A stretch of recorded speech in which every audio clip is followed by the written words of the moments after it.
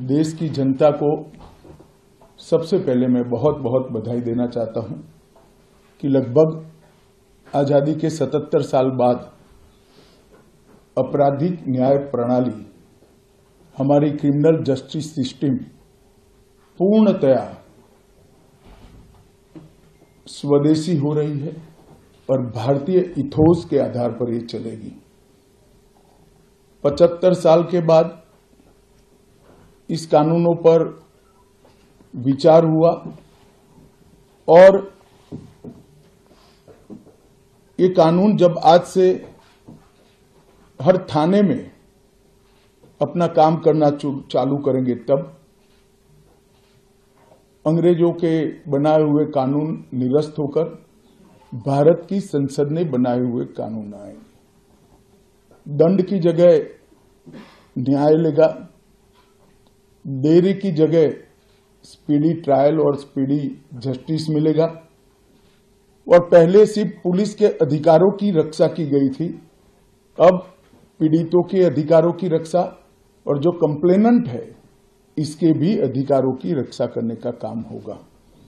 तो एक नए नजरिए के साथ ये तीनों कानून आज सुबह से ही, मतलब कल मध्यरात्रि से काम करना शुरू किए हैं।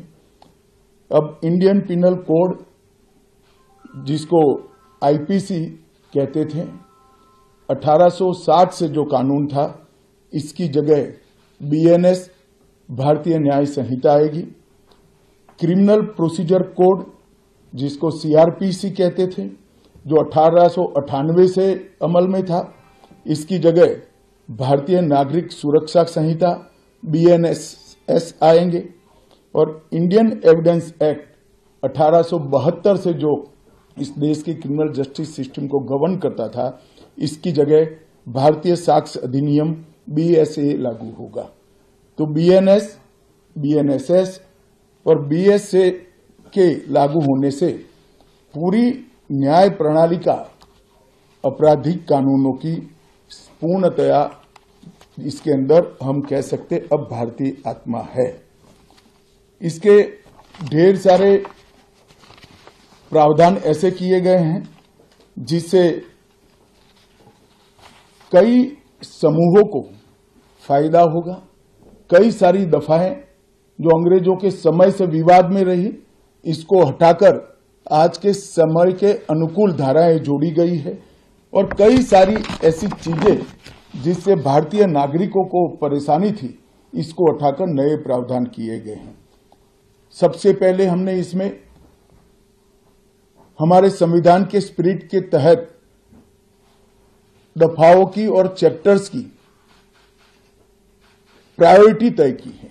सबसे पहली प्रायोरिटी महिलाओं और बच्चों के अपराध को दी गई है और मैं मानता हूं कि ये करने की बहुत समय से पहले जरूरत थी। एक पूरा अध्याय इसमें जोड़ा गया है जिसमें 35 धाराएं हैं और 13 प्रावधान हैं, जिसमें गैंग रेप के लिए अब 20 साल की सजा या तो कारावास, आजीवन कारावास, नाबालिग के साथ बलात्कार में मौत की सजा, झूठा वादा पहचान छिपाकर शोषण करने वालों के लिए भी अलग से अपराध बनाया गया है। पहले सुप्रीम कोर्ट के जजमेंट से चलता था। पीड़िता का बयान उसके घर पर महिला अधिकारियों की उपस्थिति में और अपने परिजनों की उपस्थिति में लेने का भी प्रावधान किया है। और इसके साथ साथ ऑनलाइन एफआईआर की व्यवस्था से भी ढेर सारी उत्पीड़न का सामना कर रही महिला एम्बरेसमेंट से बच पाएगी, ऐसा हमारा मानना है। सालों से देश भर में मॉब लिंचिंग के अपराध के लिए कानून में कोई प्रावधान नहीं था। प्रावधान करने की मांग होती थी। पहली बार मॉब लिंचिंग को परिभाषित किया गया है।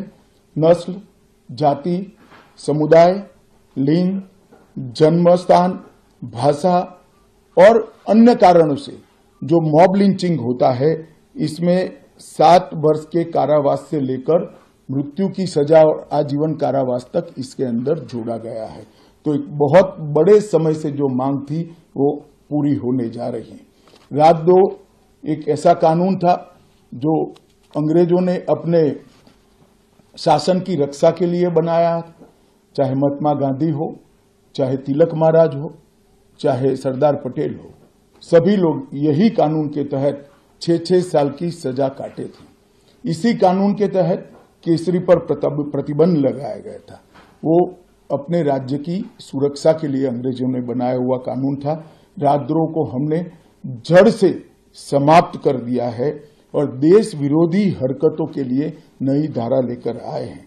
पहले सरकार के खिलाफ स्टेटमेंट देना गुनाह था, अब भारत की एकता और अखंडता को क्षतिग्रस्त करने के लिए ये कानून अमल में आएगा।